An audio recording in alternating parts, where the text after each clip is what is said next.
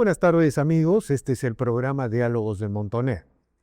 Bueno, estamos en medio de una campaña electoral. En este momento, las encuestas, las proyecciones, la conducta de los candidatos pasa a ser el elemento central, a pesar de la crisis política que ha habido con la renuncia de la señora Miralles, a pesar de eso. Sin embargo, hay un tema que no se puede postergar, que hay que tratarlo, como se suele decir, día y noche, la crisis energética. El Perú ha enfrentado una crisis energética sin precedentes que nos obliga a poner los pies sobre la tierra. Se rompió un tubo y de pronto toda la autosuficiencia energética, la idea de una economía que crecía a pesar de la crisis política, la idea de sectores que accedían a energía barata, diversos sectores económicos, todo eso se paralizó. Se rompió un tubo y todo eso se paralizó. En realidad, en términos generales, alrededor del 50% del consumo energético viene del gas y el otro 50% de otros sectores. Pero algo estamos haciendo mal, algo está mal en el Perú. No puede haber país, proyecto de mediano y largo plazo para el Perú si es que no hay una política de autosuficiencia energética, si es que no hay una política de mediano y largo plazo alrededor de la energía. La crisis política es de tal envergadura que pareciera que el Estado se está disolviendo, se está erosionando, y una de esas expresiones es que no hay una política de mediano y largo plazo en energía. Estamos empeñados en la guerra política, en destituir presidentes, en negarle la confianza a los gabinetes, y un problema gigantesco que puede significar la parálisis de este país, el retroceder todo lo avanzado, no lo estamos abordando. Por ese motivo, el día de hoy hemos convocado al señor Carlos Herrera Descalzi. Él es exministro de Energía y Minas del Perú y es un experto en cuestiones de energía, hidrocarburos, y una de las voces más autorizadas en el tema, y él ha tenido la gentileza de aceptar esta conversación. Buenas tardes, señor Herrera Descalzi, gracias por el diálogo. Buenas tardes, señor Ponce. Muchas gracias por la invitación. No, gracias a usted. Mire, la sensación que deja esta crisis es de una vulnerabilidad total. Hay un accidente con un tubo y el Perú se paraliza. Eso solo puede llamarse imprevisión y falta de política de mediano y largo plazo. Sí. El sector de energía y minas, y hay otros sectores como energía y minas, son sectores que los tiene que ver con un mínimo de 10 años hacia adelante, porque las acciones que se tienen que tomar tardan eso. En otras épocas, cuando se hacía el emprendimiento de un proyecto energético, por ejemplo, una hidroeléctrica, que es un proyecto de envergadura, podría tardar 5 años, ¿no? En casi todo era la construcción. No había permisologías. Hoy día, entre la permisología, el financiamiento, varias cosas, estamos hablando entre 7 y 10 años. De tal manera que si el país tomara rápidamente decisiones sobre el tema, lo más pronto que podría tener una solución sería 7 años y más probablemente en 10 años. Esa es la razón por la cual el país tiene que ser mirado en varios sectores, por lo menos con 10 años de antelación. ¿Qué ha sucedido en el Perú? En los últimos 10 años, estamos hablando del 2016, 26, ¿no es cierto? Han habido 8 presidentes, calcule cuántos ministros. Pongamos entre 2 y 3 ministros por presidente y me quedo corto, estamos hablando de 20 ministros. 20 ministros, 10 años es algo así como medio año por ministro. Medio año es el tiempo que toma una persona en entender cuáles son los problemas del sector donde está, porque no hay un diplomado de ministro de Energía y Minas. Entonces usted llega a un sector donde son 3 sectores totalmente diferentes, lo que es energía, lo que es electricidad, digamos, lo que es hidrocarburos, lo que es minería, y cada uno con sus ramificaciones y subramificaciones, donde tiene que conocer el contexto nacional, el contexto internacional, tiene que entender los temas económicos. Eso no puede llegar una persona que no sabe a aprender. Hay muchos casos en que han llegado personas así, entonces no han terminado de comenzar a aprender y ya los cambiaron. Así es imposible construir un Claro, esa horizonte. es la razón por la cual en el Perú no hay una política pública o un proyecto de mediano y largo plazo en energía. Pero, señor Herrera Escalzi, déjeme preguntarle algunas cosas que se Por han supuesto. dicho, ¿no? Se dijo de que, bueno, ya es una conclusión, el accidente del tubo, no había un sistema redundante, se llama, ¿no? Es decir, que reemplazara ese sistema de transporte. Ya se ha dicho, hay algo que hacer ahí. Pero por otro lado, se ha sostenido que necesitamos hacer exploración, más exploración Sí. en cuanto al gas. Un comentario sobre eso. Mire, si nosotros vemos las cifras sobre las reservas probadas de gas natural que publica el Ministerio de Energía y Minas y comparamos el año 23 con el año 24, entonces vemos que la diferencia entre las dos es 0.7 terapies cúbicos o trillón de pies cúbicos. Y lo que tenemos de reserva es menos de 7, por lo menos la reserva en la zona de Camisea, de donde viene el gas. Si divido esas dos cifras, 7 entre 0,7 me da 10. Quiere decir que tendríamos gas para 10 años. Entonces, en 10 años, ¿qué cosa necesitaríamos hacer? Necesitaríamos hacer un gran esfuerzo para explorar. No se puede explorar porque antaño los recursos naturales se explotaban a través de los ministerios de la producción y ellos eran los que tenían que dar los permisos, todo. Hoy en día, los permisos vienen también de otros ministerios, por ejemplo, ambiente, cultura y a veces otros más, que lo que hacen es oponerse y no le asignan prioridad. O sea, usted nos está diciendo que no se puede explorar en el Perú, no solamente por errores del pasado, algunas modificaciones contractuales, sino también por esta sobreregulación extrema. Por esa sobreregulación. Luego, mire, se trata de un tema, estos temas son bien técnicos. Pongamos, uno se da cuenta que ya no se puede pedir las regalías que se obtenía antes. No se puede en las condiciones de hoy, en las circunstancias de hoy. Entonces, la agencia que tiene que dar los contratos baja la regalía, le cae la Contraloría de la República. Y entonces los funcionarios terminan 5, 6, 7, 8 años con juicios, etc.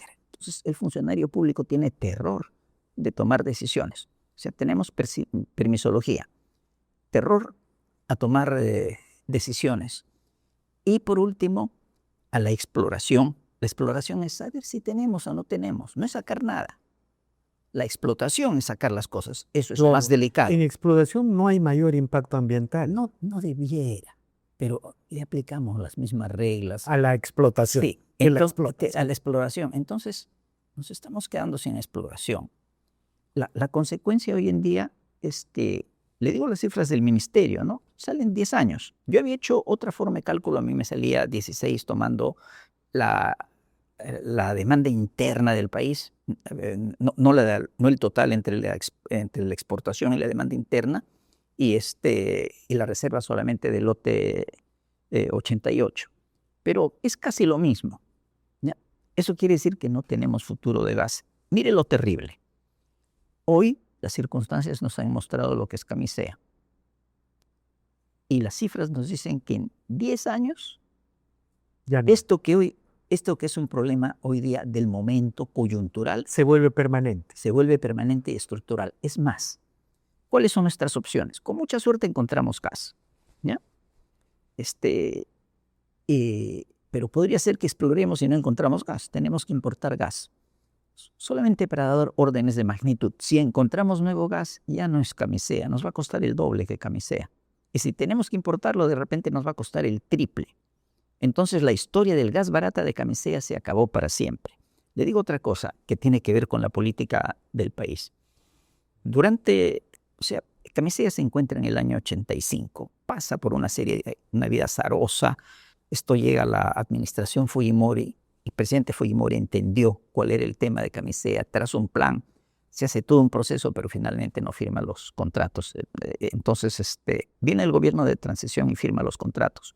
Pero los contratos se firmaron sobre una base legal que se creó en los años anteriores, uno de cuyos principios era que el gas no se podía exportar a menos que haya reservas suficientemente grandes. ¿Y cómo se definían las reservas suficientemente grandes? Que todos los años hubiera gas para los próximos 20. Se llamaba horizonte permanente de 20 años.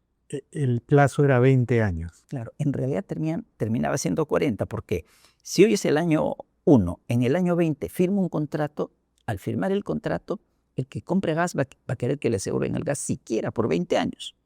Entonces estaría pidiendo gas entre el año 21 y el año 40, que era también el periodo de concesión que se dio al proyecto y todo. Todo lo que se hizo, se trabajó en esos años, se echó por la borda, se cambiaron los contratos y se terminó. Se permitió la exportación. La exportación. Sin estar garantizado ese horizonte. Claro. Cuando Camisea fue muy barato, porque la Shell se gastó $500 millones de la época, le hablo de la época de los años 80, en encontrar el gas. Y dejó 2 reservorios, el 88 y el 56. El 56 era la reserva estratégica. Fue el gobierno de transición el que firmó los proyectos de Camisea, y el gobierno de transición sabía que íbamos a entrar en algo que nos iba a conducir a depender de un ducto, y una cosa que nos está diciendo ahora, y de un solo yacimiento, Camisea. Y nos aterraba pensar en un futuro, ese que ha ocurrido hoy en día, donde la demanda creciese tanto que íbamos a tener al país dependiente, como sucede hoy, de un ducto y de un reservorio, ¿no? Qué bárbaro, ¿no? Entonces, mire, en los primeros años, en el gobierno de transición, supimos que Bolivia quería sacar su gas por el Pacífico. Hubo un contacto con el gobierno de Bolivia, se llegó a un acuerdo para que Bolivia sacase su gas por el Pacífico. Bolivia le iba a sacar por Chile. En el Perú hubo oposición de la gente interesada en la exportación del gas. No querían que el gas boliviano saliera por el Perú. ¿Cómo lo veía el gobierno del Perú, el gobierno de transición? Yo no puedo, hoy, en esos momentos no se consumía nada. Se decía, en el futuro esto va a ir creciendo, y en un momento va a ser la dependencia muy grande. Entonces tengamos por lo menos otro yacimiento, tengamos por lo menos los campos bolivianos y un ducto que sale por territorio nuestro, con el derecho nuestro de poder comprar ese gas. Ya tenemos una reserva, ya tenemos 2, ¿no? Uno nuestro y otro que nos sirve para cualquier circunstancia. Finalmente no salió. El tema se retomó por esas oposiciones. Se retomó por el propio Alejandro Toledo. Al comienzo del gobierno de Toledo tomaron su nombre para decir que él se oponía. Y cuando él supo del tema, él fue el que tomó el proyecto. Y nuevamente el proyecto abortó. Porque el de sacar el gas de Bolivia por el Perú. Lo que ya había acordado Alejandro Toledo con el presidente boliviano. ¿Por qué? Porque el ministro de Economía de Perú, en Santiago, en los momentos que se discutía el tema, declaró que el Perú le iba a vender gas a Chile. Entonces los bolivianos dijeron, nos están tomando de tontos. Ahora, ese es en el tema del gas. Entonces queda claro que necesitamos exploración, y si somos bendecidos por la exploración, imagínense, se puede encontrar nuevos yacimientos. No, se puede. Hay mucha proyección de ese tipo, ¿no? Claro, pero la historia del Perú en hidrocarburos no es la de Venezuela, no es tampoco la de Brasil, tampoco es la de Colombia. O sea, se refiere a la abundancia de este recurso, de estos recursos. Perú, digamos, nace con la brea y Pariñas cuando comienza la era del petróleo. En el Perú se perfora el segundo pozo del mundo, después del primero que se perforó en Estados Unidos. Pero la siguiente gran noticia nos la da Petroperú en los años 70, cuando encuentra los yacimientos en la selva. En esos años se dijo que la selva era como el lago de Maracaibo, donde uno perforaba y encontraba petróleo. Petroperú perforó en un sitio, encontró, perforó en otro sitio, encontró, perforó en otro sitio, encontró. Creímos que era cierto porque la locución de que era como Maracaibo era de un profesor doctor alemán, un geólogo experto. Después no se volvió a encontrar. Y digamos, estas proyecciones que hay en el mar del norte del Perú son más juegos de artificio que realidades. O sea, en estos casos hay que esperar hasta el final. Ojalá que se encuentre, hay que ser positivo. Pero digamos, todavía no están confirmadas las reservas probadas. No, ya, pero ojalá que sean, pero va a ser petróleo. Y el petróleo es caro y tiene precio internacional. Sería una bendición para el Perú que lo encuentre, pero no para que sea el Perú consumidor de petróleo. El temor del Perú, el temor de la economía del Perú es que tenga que consumir petróleo para producir. La bendición del gas es que es muchísimo más barato que el petróleo. Entonces, la historia del Perú no ha sido que cada 2 años se encuentre un gran yacimiento. Entonces, por eso es que había que ser tan conservador en el manejo de las reservas. ¿Qué pasó después? Se exportó. Y otra cosa, que no hubo política energética, fue que el gas se dedicó masivamente al sector eléctrico. Claro, creo que la mitad de la generación de electricidad del Perú depende del con gas. gas, sí, es con gas, ¿no? Y varía entre 40 y 50% según la estación del año. Esto es con otros combustibles El fósiles. otro es con renovables, entre ellos la hidroenergía y 2 nuevas fuentes que son las solares y las eólicas. El problema de las solares y las eólicas es la intermitencia. A nosotros nos han sacudido los ductos de Camisea, ¿no es cierto? A Chile lo sacudió el apagón eléctrico, y a España y parte de Francia y de Portugal lo sacudió también el apagón eléctrico. Y el apagón eléctrico está relacionado en ambos casos con la intermitencia justamente de las fuentes renovables. Eso obliga que las fuentes renovables necesitan coexistir con otras fuentes que tienen capacidad de almacenamiento de energía para que esa otra fuente sea la que pueda tomar las variaciones en la producción. Como una primera conclusión, necesitamos continuar desarrollar una política agresiva de exploración en gas, Sí. pero por otro lado, me parece entender como una conclusión, necesitamos la energía hidroeléctrica, en el cual el Perú... Pero en el debate último que hubo no se ha mencionado este tema. Se desconoce el tema. Se desconoce el tema. Yo a veces cuando escucho los temas, se conoce muy poco. Por ejemplo, señor Herrera Escalzi, el Perú tiene 23 proyectos hídricos para regar la costa. Son pequeños, ¿no? Pero digamos van a permitir convertir 1 millón de hectáreas en un paraíso. Sí, sí. Que ahí también se saca energía. Claro, se saca también energía pues, en esos trasvases. Si yo miro puramente el sector de energía, yo le diría que con la energía hidroeléctrica que tenemos llegamos fácilmente a fines de siglo. Comparemos el Mantaro con Camisea. Mire, año 2000, cuando se firmaba Camisea y se presentaba Camisea, se decía, Camisea tiene un contenido de energía que es 50 veces la energía del Mantaro. La energía del Mantaro se calculaba de la hidroeléctrica, tomándolo porque es renovable 50 años del Mantaro. En 10 años no va a haber Camisea y el Mantaro va a seguir. Y va a seguir produciendo incluso más de lo que producía en ese entonces. Y va a seguir hasta fines de siglo y va a darle la vuelta a este siglo produciendo. Entonces, ese es el sentido. Ese es el sentido. Y el Perú tiene grandes proyectos hidroeléctricos. Creo que hay uno en el Marañón, es uno gigante. Hay varios, hay varios. ¿Podríamos mencionar un poco para que los televidentes entiendan que si hay una política, hay la decisión de un gobierno y se convocan asociaciones público-privadas, tendrían que ser, o inversión privada, no lo sé? Mire, hay una forma que se practicó anteriormente que se podía hacer con una variante.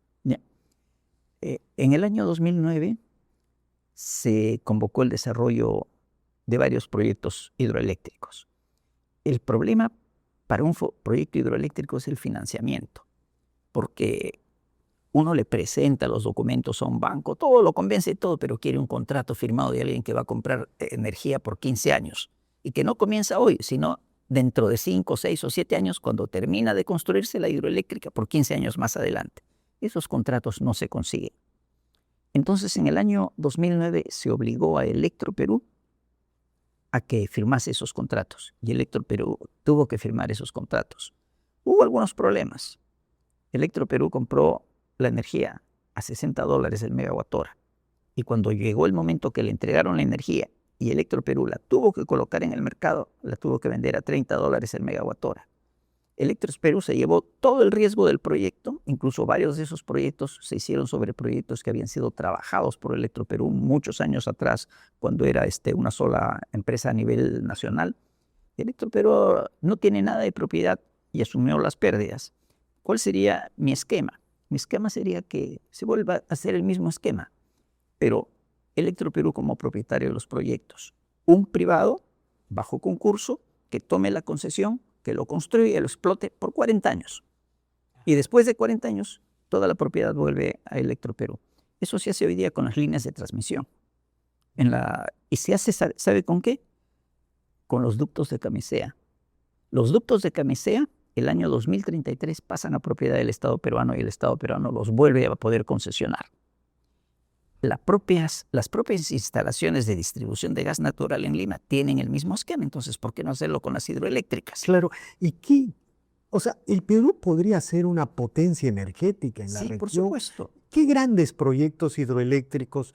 Porque los proyectos hidroeléctricos están ahí, ya tienen, digamos, una cuenca, una caída de agua, es más o menos una realidad física, es una realidad morfológica. ¿Qué grandes proyectos hidroeléctricos tiene el Perú? Le menciono más o menos para tener las cifras. Una idea general. El consumo hoy en día, grosso modo, son 8.000 megawatts.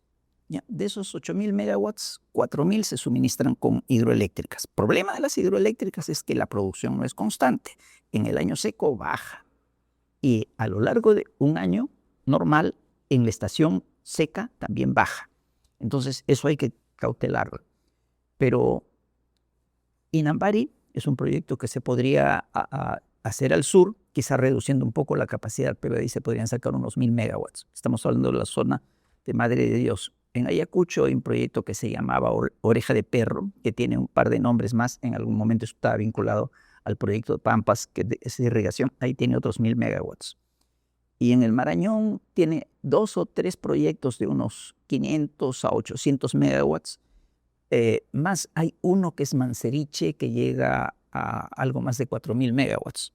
O sea, sí, al Perú tenemos la capacidad de producir energía eléctrica y abastecer el consumo actual, digamos, utilizando cifras del consumo actual. Claro. El Perú con visión perfectamente puede lanzarse a un proyecto, digamos, de construir 10.000 megawatts, que lo puede ejecutar. Eso nos convierte en una potencia energética. Claro, que lo podría ejecutar entre el año 2030 y el año 2050 o 2040 y tantos, ¿no? Entonces, y esa energía y puede hacer otras cosas que son importantes. El yugo para el Perú es la dependencia de los derivados del petróleo, y quien consume el petróleo es el transporte. Pero hoy la tecnología cambia el transporte de un transporte de combustibles a un transporte o de hidrógeno verde, o de hidrógeno en realidad, o eléctrico. Entonces el Perú puede ir por el eléctrico. Entonces puede reducir, mirada a futuro, una gran cantidad del consumo de energía y convertirla en energía eléctrica, con algunas ventajas cuando es en base a los costos renovables. Los costos renovables quedan congelados allí. Ya no hay más gastos. Cuando uno entra en hidrocarburos, tiene un costo de inversión, pero está sujeto a cuánto valen los hidrocarburos en el día. Son commodities. Claro. O sea, hoy en día, la crisis que hay por la guerra con Irán no solamente está tocando al petróleo. El petróleo se conoce, 20-25% del petróleo circula por el estrecho de Hormuz. También por ahí sale el gas de Qatar. Entonces el gas también tiene problemas. Y si nosotros tenemos que depender de un gas importado, es la muerte, pues. También vamos a depender de esos precios y de esas condiciones, ¿no? Yo sí, solamente con números muy gruesos para tener referencias, digo, Camisea, costo 1. Otro proyecto peruano que no sea Camisea, costo 2. Importación, costo 3. Simple, doble, triple. Clarísimo, clarísimo. ¿Y qué tenemos que hacer? Bueno, una primera cosa es recuperar la estabilidad política, ¿no? Sí, fundamental. Ojalá que estas elecciones, ojalá pasen 2 propuestas con sentido común a la segunda vuelta. Las encuestas parecen que así lo indican. Y bueno, el nuevo Congreso, todo resuelva este problema de la crisis política. Pero por otro lado, necesitamos un BCR en el sector, no sé cómo llamarlo. Sí, señor Herrera Descalzo. Sí. Necesitamos un Julio Velarde en las instituciones del Perú. Necesitamos un Julio Velarde en Petro Perú. Necesitamos un Julio Velarde en Perú Petro. Y así, en en varias instituciones, o sea, instituciones fuertes, ¿no? Manejadas meritocráticas, manejadas profesionalmente, con visión de futuro y con la suficiente estabilidad e independencia. Que no venga un congresista a cambiar a una persona para hacer sus negocios, ¿no? Claro, quizá un camino sería darle así como una cobertura constitucional a este Sí, tipo de sí, organismos, sí, ¿no? claro. Porque lo mismo se dice en salud, en educación, Sí. y estamos viendo que en energía y en estos temas las cosas son extremadamente delicadas. Pueden derribarse un crecimiento de décadas en un año, ¿no? Mire, hace 2 años fue, sí, recibí una invitación del Congreso para una presentación sobre el tema de energía eléctrica que iba a ser el Ministerio de Energía y Minas. ¿Ya? No, no podía ser virtual. Yo salía del país, entonces no pude estar, pero sí la pude observar desde afuera. El ministerio fue y les dio un mensaje, y el mensaje venía de un órgano técnico, de los pocos órganos técnicos buenos que funcionan bien, del COES. El mensaje decía esto: señores, hoy tenemos una enorme cobertura de instalaciones eléctricas. Con lo que tenemos hoy, podemos vivir hasta el año 2030. Pero la cobertura con energía eficiente se nos acaba en un par de años. Y lo que sigue es petróleo. Porque una vez que la demanda consume la capacidad instalada que hay en renovables, en hidroeléctricas y en gas natural, vamos a tener que echar mano al petróleo. Y allí los costos cambian drásticamente. La economía cambia. Era un mensaje terrible, ¿ya? Yo he escuchado ese mismo mensaje el año pasado en la convención minera en Arequipa, a la que pude asistir, y parece que no se entendía el tema. El presidente del COES, que presentó el mensaje, tuvo como láminas finales de su exposición, nos dijo primero que así como está el futuro, vamos a depender del viento y del sol, que no es un futuro muy esperanzador en ser únicamente dependiente de ellas, ¿no? Y luego presentó 2 láminas que correspondían al apagón de Chile y al apagón de España. ¿Qué no se entendió? El mensaje era también: se nos está acabando la cuota, lo que tenemos de energía eficiente. O sea, estos mensajes se han dicho en el Congreso de la República, lo ha dicho el Ministerio de Energía y Minas, se ha dicho en una convención minera, y parece que la gente no lo entiende. Lo que pasa es que con la crisis política endémica, esta especie de crisis política perpetua en que vivimos, es bien difícil pues tratar estos temas que requieren pensar en el mediano y largo plazo, ¿no? Es decir, la guerra es inmediata, es cómo cae un presidente, cómo se influye en el próximo gabinete. Ya nos hemos acostumbrado al cambio de presidente como una rutina de la vida política del país, ¿no? Claro, pero un poco para no quedar, bueno, si la realidad lo indica, así debe ser, pero quizá para no quedarnos con una sensación de pesimismo, estamos todavía a tiempo de rectificar y de evitar el apagón que nos lleve a la parálisis, a la involución económica, señor Herrera de Calza. Si trabajamos bien, si trabajamos con un horizonte largo, quizás ya no podamos evitar el golpe dentro de 10 años, pero sí nos podemos levantar, y bastante, y podemos construir un futuro sólido. ¿Qué cosa se ha extrañado en estos años? ¿Ya? Se ha extrañado un ministro de Energía y Minas que vaya al Congreso de la República y les diga: señores, tenemos estos problemas con Camisea, se nos están acabando las reservas, necesitamos exploración, ya no podemos seguir pagando, ya no podemos seguir exigiendo una regalía de 37.24% como la que pagan en Camisea. ¿Por qué? Porque en Camisea nosotros le dijimos a los postores: aquí tiene usted un yacimiento que tiene tanto de gas, que tiene tanto de líquido, que son reservas naturales probadas, y quiero explótelo. ¿Cuánto me da de regalías? Aparte de lo que me paga como impuesto a la renta, como cualquier empresa, y las otras cosas que paga cualquier empresa. Era una perita en dulce. Entonces pagaron 37.24%. Hoy día, si un funcionario de Perú Petro osa firmar un contrato por menos de esa cifra, van a decir que es un ladrón, que es un coimero, que hay algún recurso sucio. Y no es así. Hoy día no se puede exigir esa regalía. No sé si hoy día tendríamos que reducirla a 20, 15%, no sé cuánto. Porque es diferente entrar a arriesgar dinero en la exploración y de repente no encontrar nada. Claro. Sobre todo cuando uno mira la tradición del Perú, 10 pozos perforados y de repente de 10 uno y 9 no. Entonces eso hay que poderlo entender y hay que poder responder las respuestas y decirles cuáles son las consecuencias.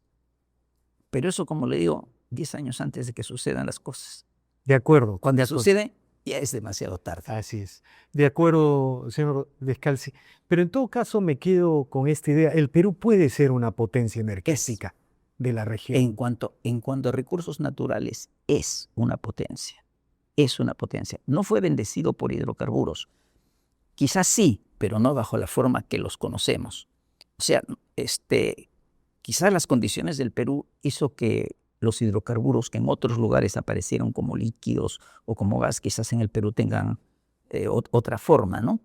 Pero mire, el río más caudaloso del mundo es el Amazonas y nace en el Perú. Cierto que el gran caudal lo toma en Brasil, no en el Perú, pero cuando uno está en Iquitos y mira ya en la ciudad al frente, parece un mar. Bien lejos parece que está a la orilla. No es la orilla, es una isla. El río continúa todavía después de la isla. Entonces, yo he estado en el nacimiento del Amazonas. Es un espectáculo fantástico ver. Son mares de agua que se juntan allí, incluso con alturas distintos colores. Pero la hidroenergía es en parte el caudal, pero sobre todo es la altura. Nosotros tenemos la altura. En el Perú nacen, pues, en los Andes, alturas por encima a veces de los 5.000 metros. Entonces, hay todo ese potencial para explotar. Mientras que la energía eólica en Europa tiene un factor de 25%, en el Perú tiene 50%. Es decir, la misma instalación rinde el doble de energía. Es como, también nos pasa en agricultura, es como que el campo produce el doble del que produce en otro sitio, ¿no? En energía solar, una de las mejores zonas del mundo, la mejor es el desierto de Atacama en Chile. Esa es la mejor zona del mundo, ¿no? Y Chile está avanzando mucho en resolver su problema energético. Claro, por supuesto. Y Chile le ha sacado provecho a los recursos de Chile y también a los del Perú. Porque el Perú anda sin rumbo. Viene gente de otros países a sacar los recursos del Perú. De acuerdo, señor Hervé Descalzi, le agradezco infinitamente por esta conversación y tenemos que seguir conversando sobre estos temas para sensibilizar el espacio público del país. Le agradezco mucho por esta Ha sido una conversación muy interesante. Gracias a usted. Bien, amigos, esta ha sido una nueva edición de Diálogos del Montonero. No olvide de suscribirse al canal, deje su comentario. Así este proyecto avanza y se consolida. Muchas gracias.